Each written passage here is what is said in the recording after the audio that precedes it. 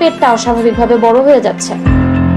মাদ্রাসা নিরাপত্তার জায়গা, যেখানে বাবা মা তার সন্তানদের পাঠায় ধর্মীয় শিক্ষায় আলোকিত হবার জন্য, কিন্তু সেই মাদ্রাসাতেই এক শিশুর জীবন ধ্বংস। অভিযুক্ত সেই প্রতিষ্ঠানেরই পরিচালক। শিক্ষকের মুখোশে আড়ালে লুকিয়েছিল এক নরপিশাচ।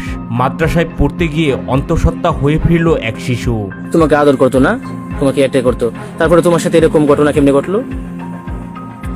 এরকম ঘটনা একদিন হুজুর এটাই কেনিছে, তারপর এটাই নিলে তারপরে বলছে মানে মাদ্রাসা ছুটি হইলে মসজিদ ঝাড়ু দিয়ে যাইতে। আচ্ছা আচ্ছা আচ্ছা, হ্যাঁ। তারপরে আমি ঝাড়ু দিতে যাইছিলাম, তারপরে ঝাড়ু দিতে গেলে এরকম ঘটনা।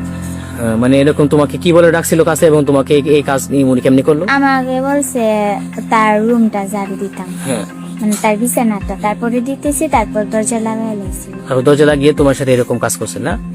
আচ্ছা আচ্ছা, তো মানে বিষয়টা তুমি নিশ্চিত, মানে তোমার তুমি বলো বিষয়টা আল্লাহ যে তোমার এক ইমানকে, তোমার উপরওয়ালাকে, মানে তোমার আমাদের সৃষ্টিকর্তা, যে যেখানে মানে আমরা যখন এই পৃথিবী ছেড়ে চলে যাব, যার কাছে একমাত্র জবাব দিতে করতে হবে কবরে গিয়ে, তো আল্লাহ তাআলার প্রতি তুমি পুরোপুরি বিশ্বাস রেখে বলো, তোমার এই হুজুর ছাড়া অন্য কারোর সাথে তোমার কোনো রকম সম্পর্ক ছিল?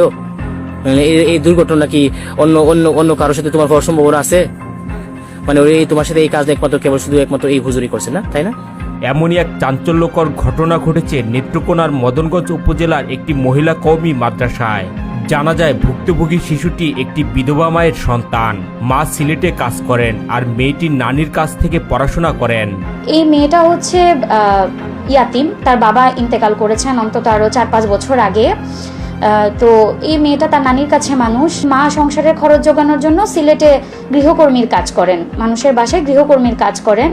তো মেয়েটাকে তিনি এলাকাস্থ ফাতেমাতুজ জোহরা মহিলা মাদ্রাসায়, কওমি মাদ্রাসা ফাতেমাতুজ জোহরা কওমি মাদ্রাসায় ভর্তি করেন, যে মাদ্রাসার প্রতিষ্ঠাতা পরিচালক হচ্ছেন আমানুল্লাহ সাগর, এবং ওনার ওয়াইফ হচ্ছেন এই প্রতিষ্ঠানের মেইন দায়িত্বে, উনি হ্যান্ডেল করেন সবকিছু। এই ঘটনা গত বছরের নভেম্বর মাসে। মাদ্রাসার ছুটির পরে মাদ্রাসার পরিচালক আমানুল্লাহ সাগর ভুক্তভোগী এই শিক্ষার্থীকে বলেন মাদ্রাসার বারান্দা ঝাড়ু দেবার জন্য। বারান্দা ঝাড়ু দেওয়া শেষ হলে তাকে বলা হয় পরিচালকের রুম ঝাড়ু দেওয়ার জন্য। ভুক্তভোগী শিক্ষার্থী তখনও কল্পনা করতে পারেনি সামনে তার জন্য কি ভয়াবহ সময় অপেক্ষা করছে। গত নভেম্বর মাসে নাকি বাচ্চাটাকে ছুটির পরে বারান্দা ঝাড়ু দেওয়ার জন্য বলা হয়।